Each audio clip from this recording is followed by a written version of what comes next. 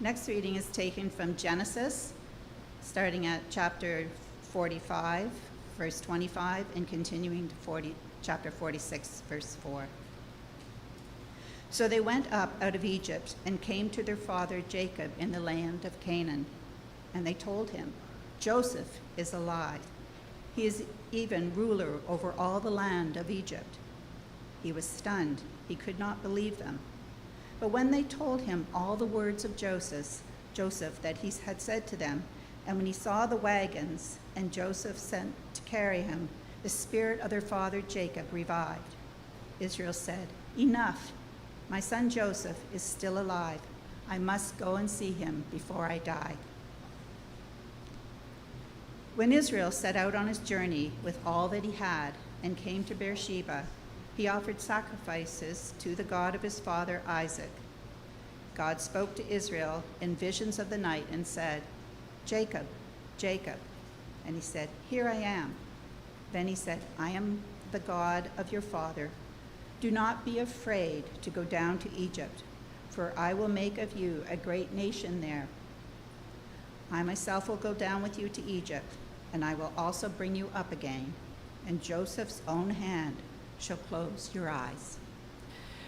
There were once two brothers who hated each other from the day they were born. Esau and Jacob were twins. Esau was the older twin. He came out regular way head first. But as he was coming out, the midwife saw that his little brother had grabbed him by the heel and did not want to let go, even as if he was trying to drag his brother back. So they named the second boy Jacob, which means he grabbed by the heel. It also means the guy who tried to cheat his way to the finish line. It means don't turn your back on this guy. And the boys were polar opposites. The older one, Esau, was this kind of, I get the impression he's this big, dumb, hairy galoot of a guy whose favorite activity was hunting, and his dad loved him because his dad loved eating game. And so big hairy Esau would go out and he would come back with a deer. While Jacob, he was more of a homebody. He preferred to stay home and scheme. He and his mother literally cooked up a scheme where Jacob would trick their blind father into thinking he was the older brother and signing his inheritance over to him, and it worked. And brother Esau was pretty upset when he found out, but there was nothing that could be done. But then Jacob wasn't satisfied with that. He wanted the little bit his brother had left, and he tricked the big dumb guy for trading in exchange for a bowl of lentil soup. When Esau finally figured out what Jacob was up to, he was ready to kill him. And Jacob very wisely skipped town, went to live with his uncle Laban on a sheep farm. And while he was helping with the farm, he fell head over heels, smitten in love with his cousin Rachel, and begged Laban, could I please marry her? And Uncle Laban said, you show me first that you can work for 7 years, and I will let you marry my daughter. And Jacob should have read the fine print. Because at the end of the 7 years, there was a wedding. It was a spectacular wedding. And the veil, as was the custom, the bride, as was the custom of the time, was veiled. And they spent their night in the honeymoon tent. And the next morning, when the sun came up, and Jacob looked over at his new wife, wasn't Rachel. It was her older sister, Leah, the one with the squint. I can relate to that. The one that her dad couldn't find anyone to marry her. And Jacob, the cheater, went to his uncle, who apparently it ran in the family, said, Uncle, this is not what we agreed. And Uncle said, I agreed to let you marry my daughter, didn't I? And in these parts, it is our custom that we marry off the older before we marry the younger. But I'll tell you what, work for me another 7 years, and you can marry my other daughter. Well, the cheater had been cheated. But Jacob worked, he worked hard, and the farm was blessed in a way that had never been blessed before. There were sheep and goats beyond count. And at the end of the 7 years, Jacob said, I want to marry your daughter. And finally, he got to marry his true love, Rachel.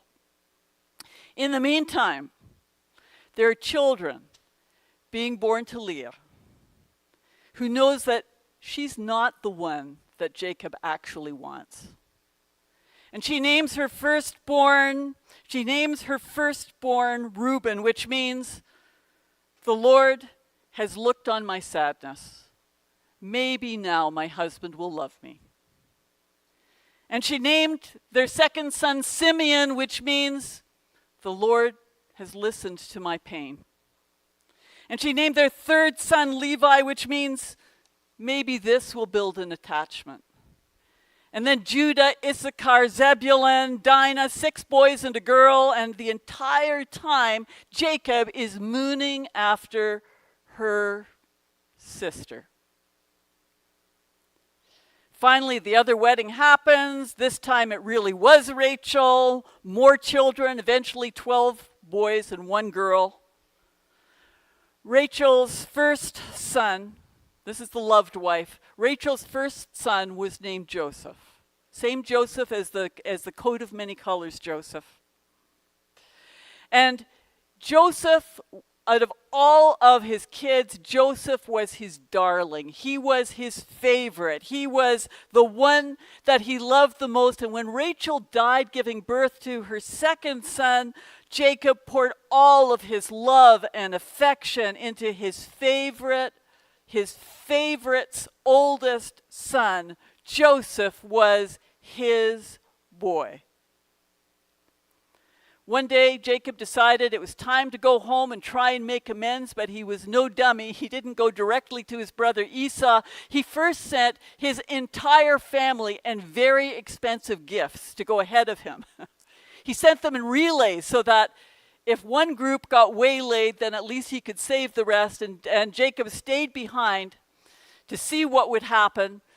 And that night he stayed behind alone in the desert. He had a dream, and in the dream he wrestled with God all through the night. And when he woke up, his hip was dislocated in a way that left him with a limp the rest of his life. And God gave him a new name. His new name was Israel, which means I wrestled with God and I won this round.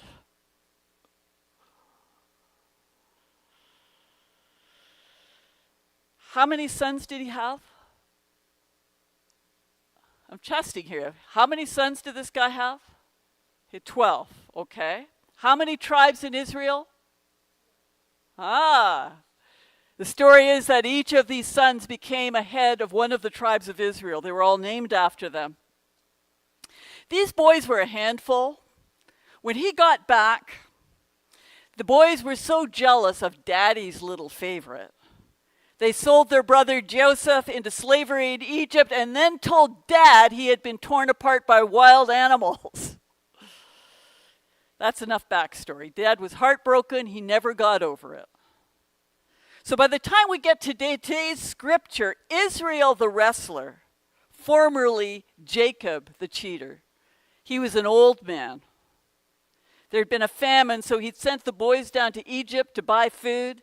And the man in charge of government down there, big reveal, it turned out to be Joseph, his long-lost son. It was a miracle, and Joseph had arranged jobs and transportation to bring the entire family down to Egypt. And Israel, as he was now called, said, "This is finally my last chance to see my boy before I die."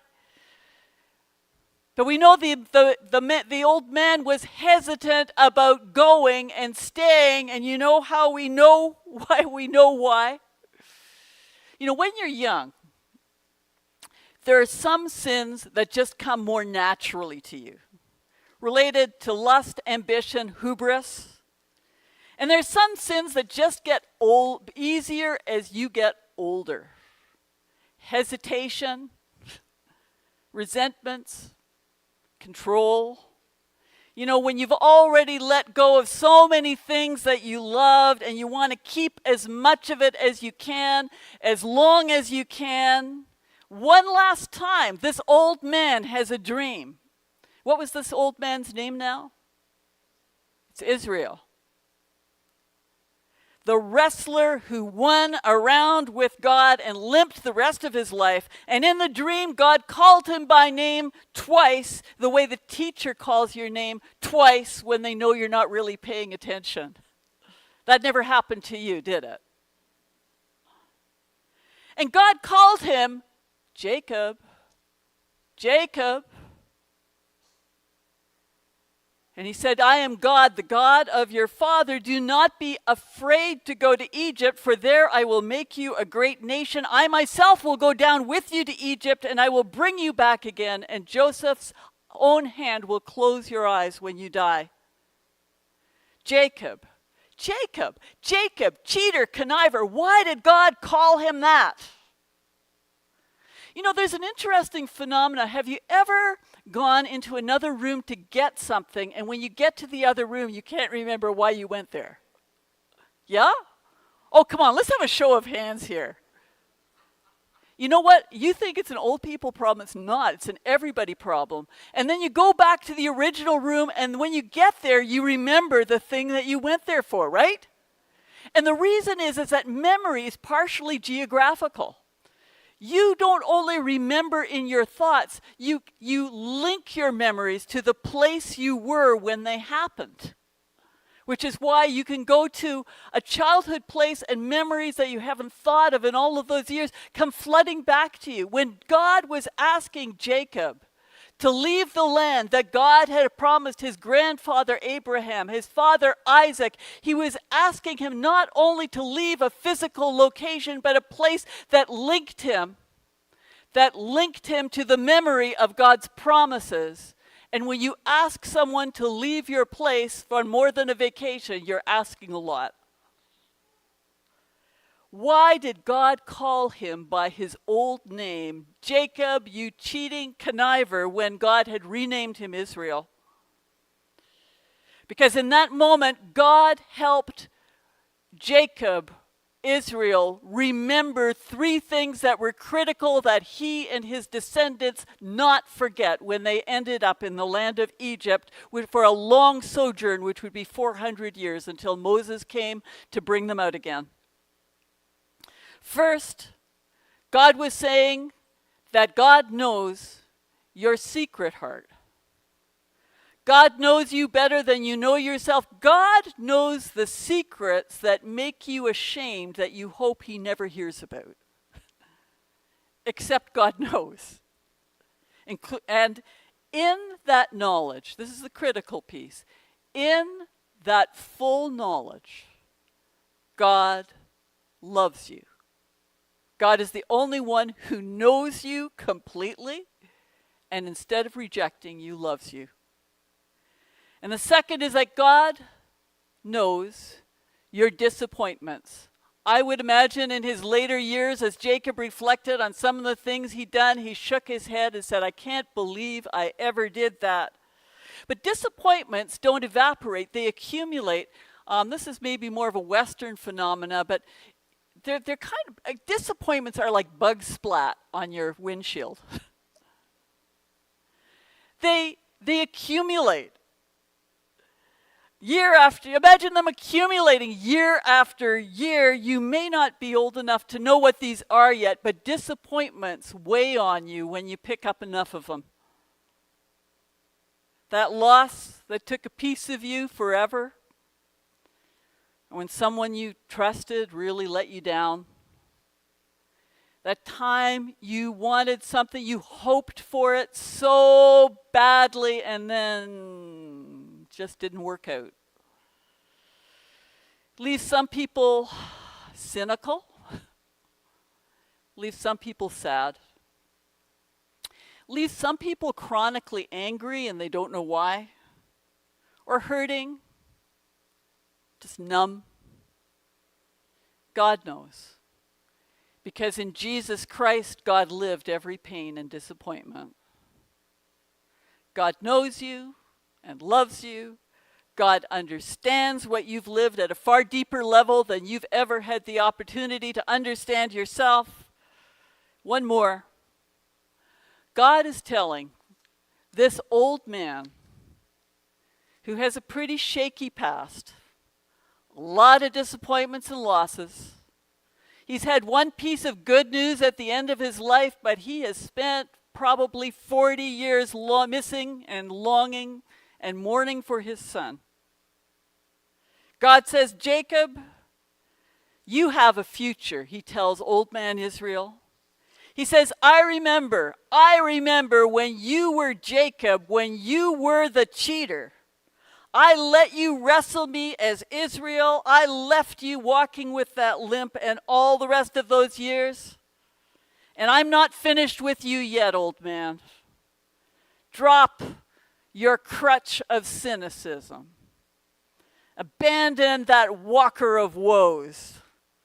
And come with me to another place, because I will never leave you and I will never forsake you. My promise is to you and your children and your children's children. And you, Christian, have a future.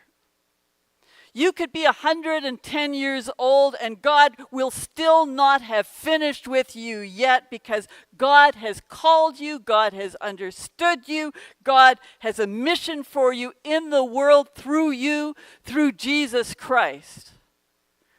But if the cares of this world have worn you down, and if injustices have created helpless, hopeless outrage, if the battles you fought have left you with a bit of a limp, and now it hurts to move from where you are, or you just don't think it's going to make a difference anymore if you do, God may be trying to grab your attention. Jacob, Jacob, Jacob. Who, me? That's not me. Jacob, I remember who you are. I know who you are. I know where you've been. Let's go.